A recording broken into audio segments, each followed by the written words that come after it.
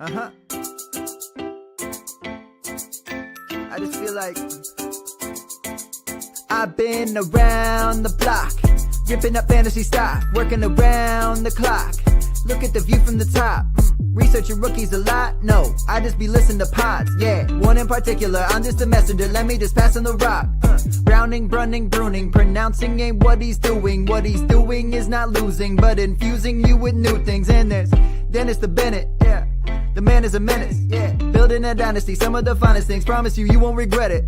Sly as a fox, cultured in pop. Give him his props. Here is a thought, here is a box, and you cannot compare them at all. So don't even try. Careful with the news, but when you use a take, I take up Tony Fire. I mean Dyer, because anyone else is a huge mistake. Whoa, fantasy round table, fantasy round table, yeah. Fantasy round table, come take a look at the crown, baby. Hey, fantasy round table, fantasy round table, woo. Fantasy round table, come take a look at the crown, baby. Go. Hello and welcome to another episode of the Fantasy Football Roundtable podcast. It is Monday and we are finishing up NFL unit grades, diving into the AFC pass catchers. We'll be looking at the first set here, the 16 through 9 group. Some interesting options there. Some ones. Is it really tough to rank? Is it really? Because it's hard to know how to feel about the pieces. But before that, a little bit of news. A couple of bits popped out today. First, the Packers could not agree to a contract with Jair Alexander and have outright released him. Could not materialize a trade either. A little bit of an interesting move. And second, Nick Chubb finally off the market, signs a one-year deal with the Houston Texans. He'll join a backfield that includes Joe Mixon, Daria Gunbowale, Woody Marks, and Damian Pierce. I think he's probably easily their number two, maybe the goal line kind of back. I think it's okay for fantasy. I don't think it's exceptional among the landing spots where he could have ended up. But how are you feeling about that move? I don't think it puts Chubb in a position to get a ton of volume. He's going to be very touchdown dependent. He's not a passing down threat by any stretch. And not that he's terrible in the passing game, just he's never really been used much, and I don't expect that to change. Well, Mixon is a pretty good pass catching back. Excuse me. It hurts Mixon, and it doesn't really help Chubb unless Chubb literally scores 15 touchdowns. And then maybe he's a low-end RB2, mid RB2. But I think it hurts Mixon. He's going to lose some volume. And I guess we have to kind of see where Chubb is in his recovery. You know, it's a tough – what was it, an ACL for Chubb? I think he broke his foot. Last time. He had a massive knee tear the year before, was working his way back, and then his comeback got cut short. So 2 years out from the ACL, that should be fine. The foot will be fine. But he's still a 29-year-old running back, and I get it. He's one of the built different backs. But even so, Cleveland didn't go all in when he was in his prime. They still complimented him with a receiving back and a change of pace back.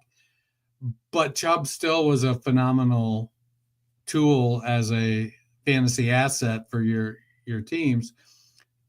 Again, I don't see a world where Chubb gets over 200 carries, maybe 150. I still think Mixon gets, 150 to 175 carries. It feels like they're going to cannibalize each other. And as soon as Mixon botches a pass blocking rep and gets Stroud injured, then we're going to see Ogunbowale start to cut back into the passing down reps.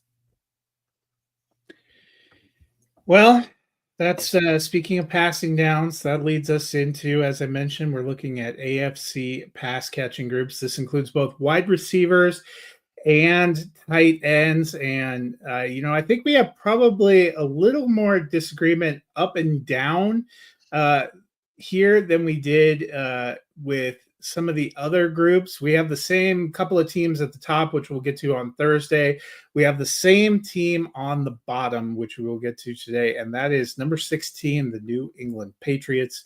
On the depth chart, they list Stephon Diggs, Mac Hollins, and Demario Douglas as the starters. They have Kayshon Boutte, Kendrick Bourne, Kyle Williams, the rookie, Javon Baker, and Jalen Polk, among others. At tight end, Hunter Henry, Austin Hooper, Jaheim Bell, Jack Westhoff, among others. I think for me, I think the acquisition of Diggs is their best receiver now, but he's coming off of a bigger injury. He's had some off the field issues, which coach started to have to talk about, some off the field scandals. He is getting older. I like the potential maybe of Kyle Williams, the rookie they drafted, but they have not done very well drafting receivers and having that work out. They took one in the second and one in the fourth last year, Polk and Baker, and neither of them are a lock to make the roster. We saw Boutte have some moments in year two. Douglas and Kendrick Bourne feel like consummate role players. Mac Hollins, kind of a role player. Hunter Henry, pretty durable and solid. Austin Hooper's been durable and solid. They have some options, but none of it really pops for me. And I don't know if this was the huge step up that we were hoping they would take in building around Drake May. Yeah, it feels like they're going to be very run-centric with Ramondre Stevenson and Travion Henderson. There's definitely chemistry between May and Hunter Henry and Austin Hooper, for that matter. I do like that Kayshon Boutte came on towards the end of last year, but what are they going to do with him? Right now, they got him listed as the backup to Stephon Diggs. We'll have to see. Does Diggs still have something left in the tank? Mac Hollins feels like he doesn't feel like a starter. Feels like a blocking wide receiver. He'll have a game or two where he's going to be fantasy relevant, but I don't think it'll be consistent. And while Pop Douglas, falls into that PPR dynamo category, I don't know who's their deep threat. They don't have Kyle Williams is their burner, but they have him listed as the backup to Demario Douglas in the slot. Yeah. So it's like, I know Jalen Polk and Javon Baker both have some speed, but they're listed as third teamers. It'll be, it's definitely a wide receiver group to watch throughout the summer and training camp to see, does this starting lineup stick? If it does, I would bet that Drake May finishes bottom third in pass attempts, and that may be a very maybe that's what they want to do, because they have anyways. Travion Henderson, Ramondre Stevenson, and Antonio Gibson. They probably have a more dynamic backfield than you would say they have a dynamic receiving core. And Vrabel's going to want to build up the defense back to its old glory. He's a defensive player.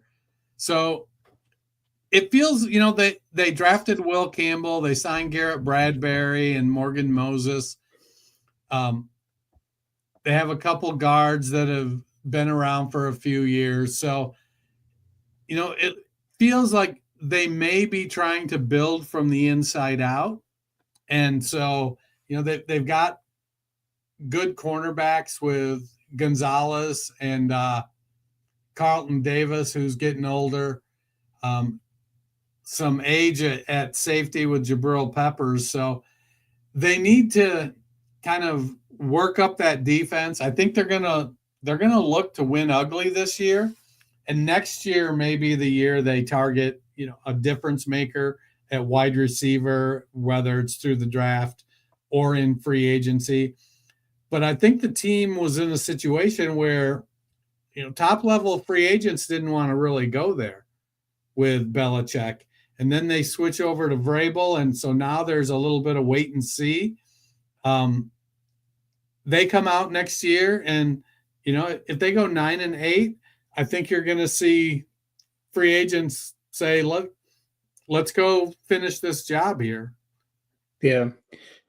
Yeah, because I mean, we know they offered to T. Higgins, but couldn't get close. We know they offered Chris Godwin a good deal more than what Tampa Bay did, and he elected not to go there. So an interesting offseason for them. We'll see how it works out. At 14 and 15, you and I have the same two teams, but we have them in a slightly different order. Let me give the teams as the Tennessee Titans. Their wide receiver depth chart, they list Van Jefferson, Calvin Ridley, and Tyler Lockett as starters. Alec Aomanor, Shamir Dickey, and Xavier Restrepo, Treylon Burks, and Jaquan Jackson on the roster, among others. At tight end, their starter Chigo Okonkwo. They also have Josh Wiley, Gunnar Helm, and David Martin Robinson. The other team, the Pittsburgh Steelers, they list DK Metcalf, Robert Woods, and Calvin Austin III as starters. They have Scotty Miller, Roman Wilson, Ben Skoranek, among others, on the depth chart. At tight end, they have Pat Freiermuth as a starter and Darnell Washington, Connor Hayward behind him. You have the Titans at 15 and the Steelers at 14, and I have it reversed. What separates these teams for you? Not a lot. I mean, neither of them are the teams you want to stake your life on. Welcome, Aaron Rodgers. I think I like the duo of Ridley and Lockett better than Metcalf and whoever. It just feels a little bit better. I think, honestly, right now, the Titans list Lockett in the slot. I feel like he's going to get bumped outside, and Xavier Restrepo will move into the slot. He's familiar with Cam Ward. Ward pushed for them to sign him as an undrafted free agent. You know, he ran slow as heck, and that really damaged his draft stock. I just think that for me, Ridley and Lockett are just a little bit better than Metcalf and Robert Woods and Calvin Austin, as much as I like Austin. And then I don't know what Pittsburgh is doing at tight end. They've got Freiermuth and they've got Darnell Washington. How much are they going to use him? What are they going to, are they just going to turn Washington into a glorified tackle? Are they trading for Jonnu Smith or Kyle Pitts? If I'm Pat Freiermuth, I'm like, what the F, guys? But Okonkwo is an athletic tight end who seems to have locked up that spot in Tennessee.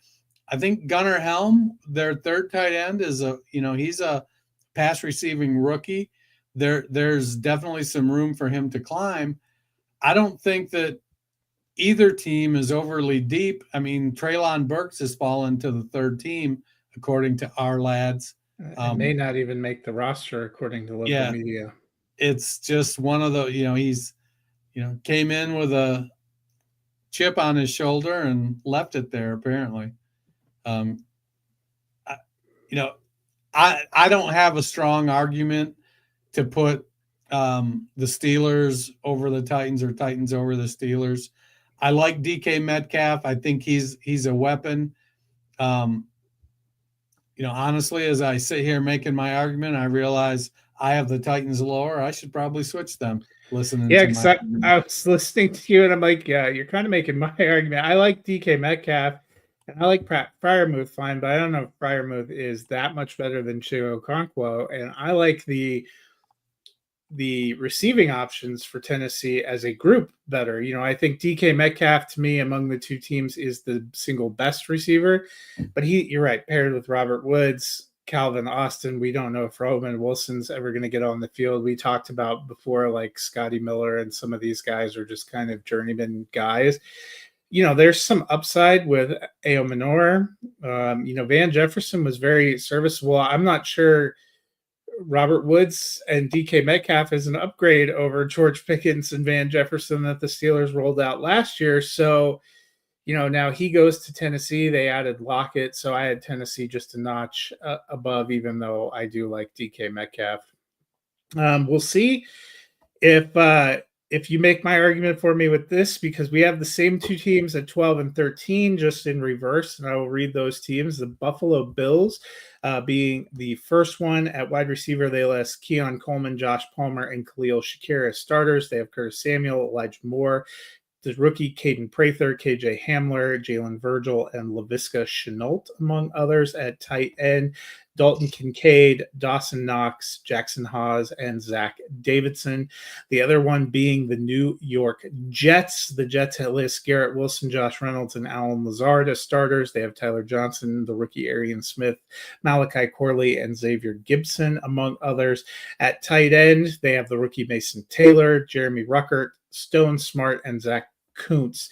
You have the Bills 13 and the Jets 12. I have the Jets 13 and the Bills 12. What's the separation in between these teams for you? I think that Garrett Wilson is by far, like leaps and bounds, the best wide receiver in this group. And I think it's a high tide lifts all boats scenario with him. I like Khalil Shakir. I think Buffalo's got maybe a little bit better depth than New York. I don't know that Dalton Kincaid has really shown enough to be held in the esteem we have him in. You know, I almost feel like they should maybe play Dawson Knox a little bit more. Jeremy Ruckert and Mason Taylor haven't really shown anything either. The tight end position is a huge question mark in New York. And while it's less of a question mark in Buffalo, they haven't really provided a ton of fantasy relevance. Again, I like Shakir, but Garrett Wilson is really what lifts New York. It's not a huge separation. It just he's good, man. I like Garrett Wilson too. I think he is the best receiver of either of the two teams, but I don't like his supporting cast all that much. You know, Alan Lazard has been kind of a bust over 2 seasons. They're kind of reluctantly going back to him because they don't have other options. Josh Reynolds washed out of 2 teams last year.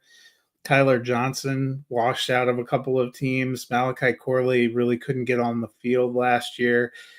You know, can some of these guys take the leap? Maybe. I liked the Mason Taylor pick, but you're right, rookie tight end coming in there. You know, this could end up being a very run-heavy offense as well because Justin Fields is a good scrambler, and you also have a trio of backs, as we talked about, one of their better backfields. So for me, it was the strength of the overall group for Buffalo. You mentioned Knox maybe playing more over Kincaid. I was just looking. The depth chart actually lists him as number 1.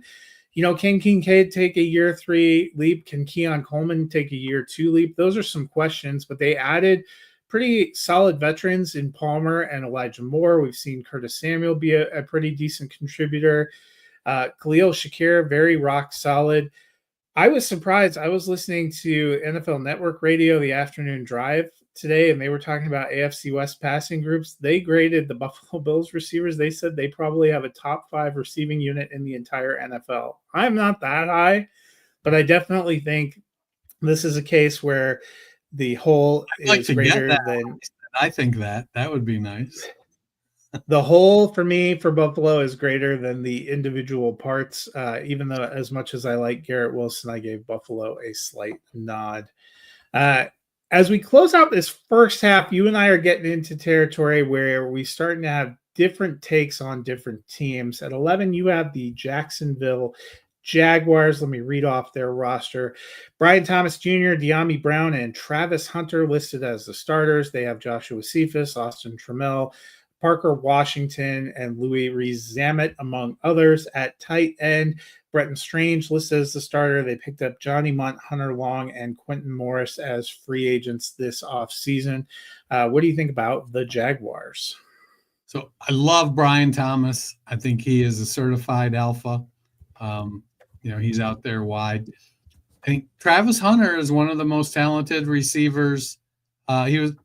He was very close to being wide receiver 1 in this draft, A lot of people had him as wide receiver 1 over Tetaroa McMillan. I just don't believe you're going to trade up to number 2 and draft Travis Hunter and play most of his snaps at defensive back. Not when he's as good a wide receiver as he is. We've seen Liam Cohen use 2 wide receivers very effectively. Now, where does that leave Brenton Strange? He was good enough when pressed into duty during Evan Ingram's injury that Jacksonville did not feel pressed to bring him back. I don't know that there's any there with De'Ami Brown. We'll see. He may just be the blocking wide receiver. That's important too. You just don't get fantasy points for it. But, when I look at a couple of the teams that I have ahead of them, I just felt like there was a little bit better depth than, Travis Hunter and Brian Thomas Jr., which are really the icing on the cake in Jacksonville. So I have the Jaguars at 10, so I'll get to them in a minute. My number 11 is the Denver Broncos. They list Cortland Sutton, Marvin Mims Jr., and Devon Vele as the starters, with Pat Bryant, Troy Franklin, Trent Sherfield, and A.T. Perry, among others, on the roster. At tight end, Evan Ingram. They also have Adam Trout, Nate Adkins, the blocker, Lucas Kroll, and the rookie Caleb Lohner. I like Cortland Sutton. I like Cortland Sutton a lot. He had a career-high 81 receptions last year. He had his first 1,000-yard season since 2019. It's amazing what having some stable quarterback play can do for you. And I think the Broncos have tremendous potential in their wide receiver group, but right now it's potential. And how realized will that potential be? We've seen flashes from Marvin Mims. We've seen a couple of flashes from Troy Franklin. We've seen a couple of good moments from Devon Vele. I don't know what to make of Pat Bryant. Trent Sherfield and A.T. Perry are special teams players. Denver only kept 5 receivers last year, so they may only keep 5 or 6 this year. At tight end, Evan Ingram has some tremendous upside. We've seen the highest of highs and the lowest of lows with him between injury woes and inconsistency in the passing game. How quickly will he adapt? How much will they be able to make of him? A lot of that is riding on him, because behind that, it's the same tight end group minus Caleb Lohner, who, is probably a rookie development project they took in the 7th round.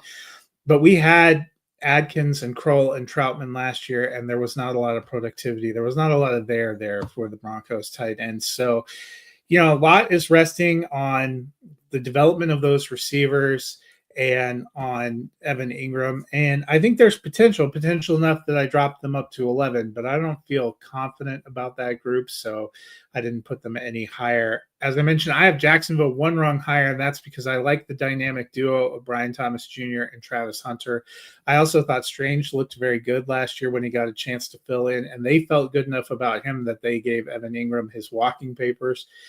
They do not have any depth, and I think that is a real question I have for Jacksonville. Like, if Brian Thomas got injured, that Jacksonville would probably drop below the Patriots, if he wasn't available. Right now, based on those two, I'm like you. I don't know what to make of De'Ami Brown. Some people were like super pumped, thinking he was on track for like a 900-yard, 7-touchdown season. I don't know where that's coming from.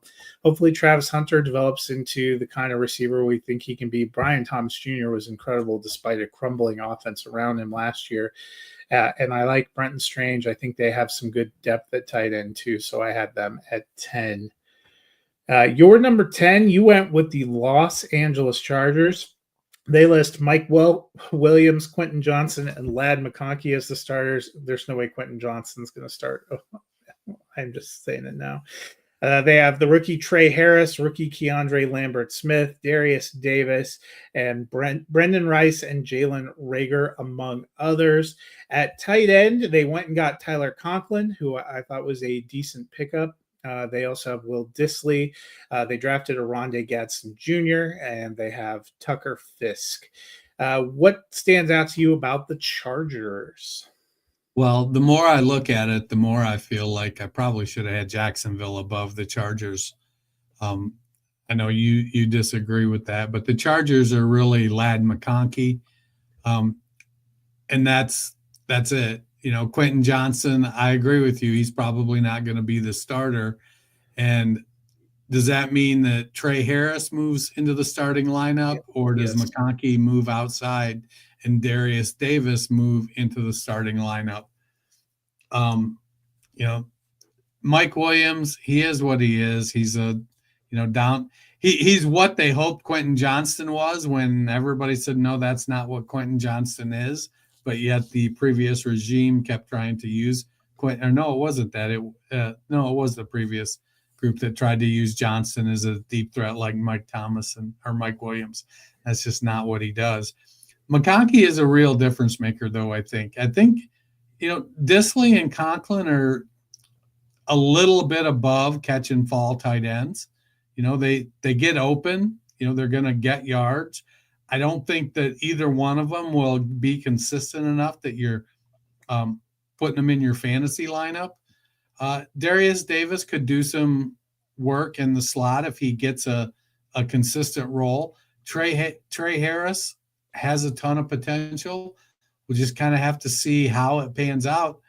But I think that if I had to put my money, I'd bet that it's Harris that moves up into the starting lineup in Johnston's place. And whether that means Williams moves over or whatnot, great question. But they have some production. They've got, it's hard sometimes to not include the quarterback in your wide receiver room evaluations. But they've got Justin Herbert, who's got a big arm. He's accurate and he's mobile. So will Jim Harbaugh kind of neuter Herbert's passing game? They've got Greg Roman, who famously changed the Baltimore offense to suit Lamar Jackson's ability to run the ball over Joe Flacco's passing ability. So, that could be something, but I do like Mike Williams. I like Trey Harris. Love Ladd McConkey. So you're number 9, the last one in this group. You have the Cleveland Browns. Let me read off their depth chart. They list Cedric Tillman, Jerry Jeudy, and Jamari Thrash as starters. They have Deontay Johnson, Michael Woods, and DeAndre Carter, plus David Bell, among others. At tight end, David Njoku, the starter. They drafted Harold Fannin Jr., Blake Whiteheart is still there, and Trey McKitty, among others. What do you see from Cleveland?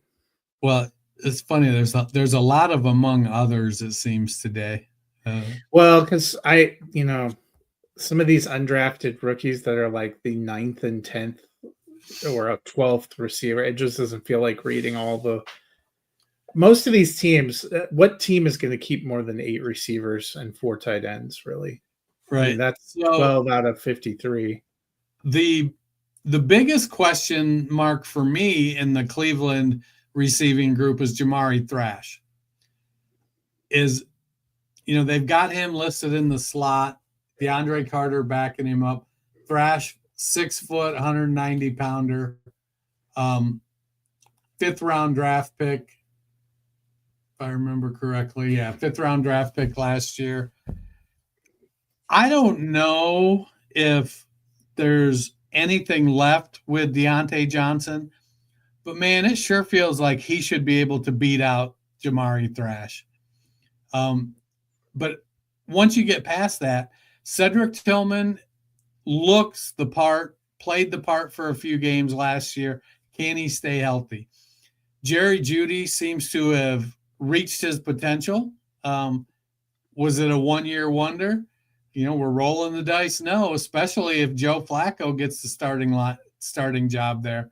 Could be something. David Njoku, he's established himself as a premier tight end. He's a top 6 tight end, I think. So you've got weapons in Tillman, Jeudy, and Njoku. I believe in all 3 of those guys. Harold Fannin, I'm optimistic about what he brings to the table as a pass catcher. Michael Woods and Deontay Johnson as depth for Cleveland. I think DeAndre Carter is more of a special teamer. But I'm very hopeful of the duo of Tillman and Judy will be able to produce, especially if we have a pass-centric quarterback like Joe Flacco. Yeah, my number 9, I went with the Las Vegas Raiders. They list Trey Tucker, Jack Beck, and Jacoby Myers as starters at receiver. They have Dante Thornton Jr., Colin Johnson, and Tommy Mellott. So 3 of those 6 are rookies. At tight end, Brock Bowers. They have Michael Mayer, and they picked up Ian Thomas. Look, Brock Bowers, probably the best tight end in football. That's the only reason I have the Raiders this high, giving them the respect to put them at the midpoint, because that wide receiver group is uninspiring. Jacoby Myers is fine, I guess, as a veteran. I was not big on the Jack Beck pick. I hope it works out. I actually don't hope it works out for them. I have no hopes for the Raiders. I have hopes for my Brock Bowers fantasy shares, and the rest of them can go suck a lemon as far as I'm concerned. But Bowers is why I have them at 9. Michael Mayer has supposedly looked better in camp. Maybe they'll run some 2 tight end sets. Trey Tucker didn't do much last year. They have so many rookies and new pieces, which is kind of a statement about that wide receiver room. Colin Johnson, had some preseason moments last year with Chicago, but ultimately couldn't make their final roster.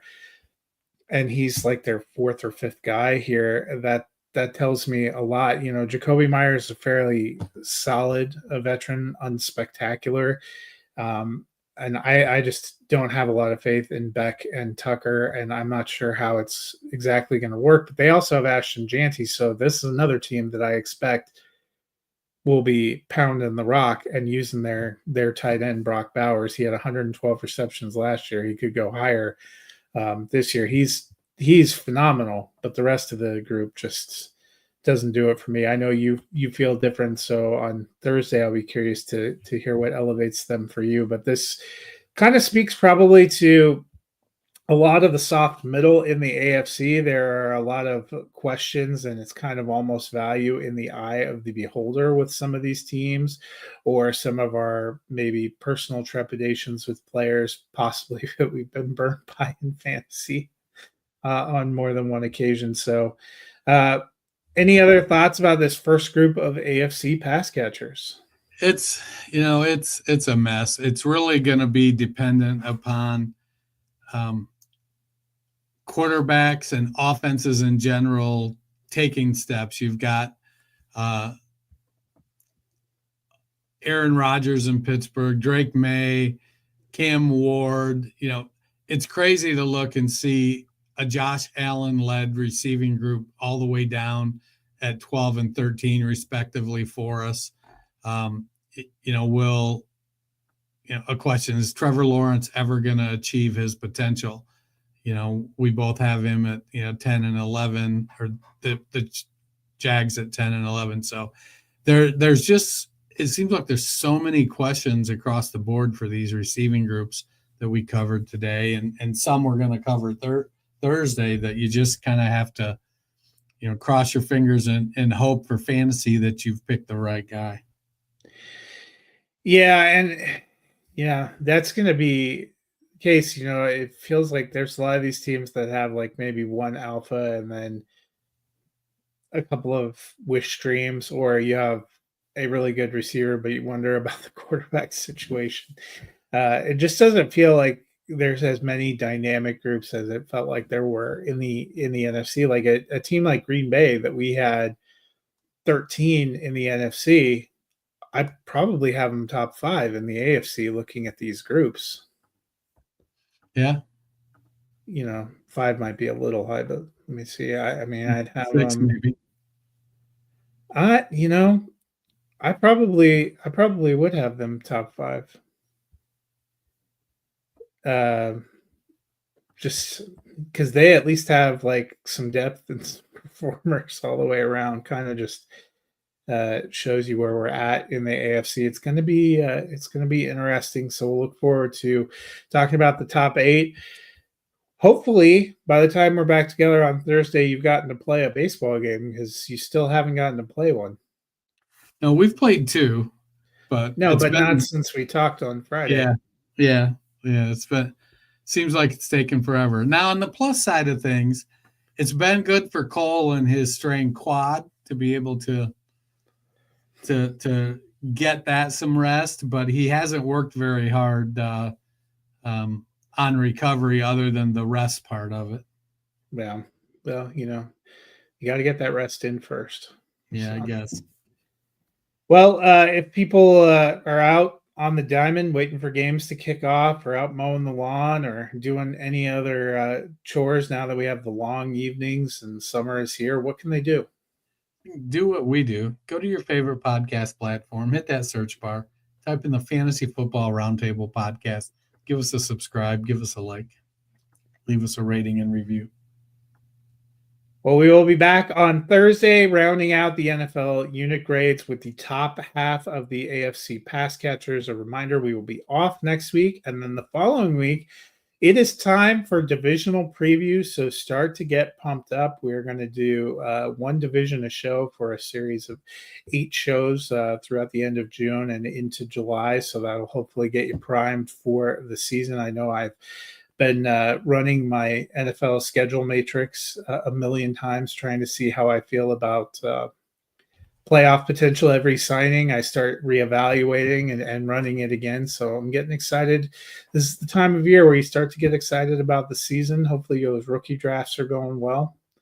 And I'm enjoying my rookie drafts. Had my only live rookie draft this weekend. Yeah, and we're not too far away from. I missed a player getting picked, and so I went to trade up to pick him. Made the trade to pick him, and then realized he was gone. Gosh dang it. Ended up trading to get the guy because the guy that drafted him didn't really want him. It was such a rookie mistake. I did it 2 years ago in the same league. I get with these people and we're hanging out, we're talking, we're bullshitting, and I'm like, oh, that guy ain't going to go that high. So I don't pay attention. And I'm looking like, the 4 or 5 picks right before me, and I don't see him. I'm like, oh, okay. I can still go get my guy there. Well, happens to the best of us. Not too far away from Scott Fishbowl drafts kicking off, and I know there's going to be a flurry of rookie drafts in July too. I'll be curious to see how ADPs and player values have shifted from that first wave of drafts in May to when we land. I have quite a few drafts that kick off in July, so it should be fun. Lots of fun. Yeah. Hopefully you guys enjoy the rest of your week. We'll be back on Thursday with the top 8 pass catching groups from the AFC. Until then, have a wonderful week.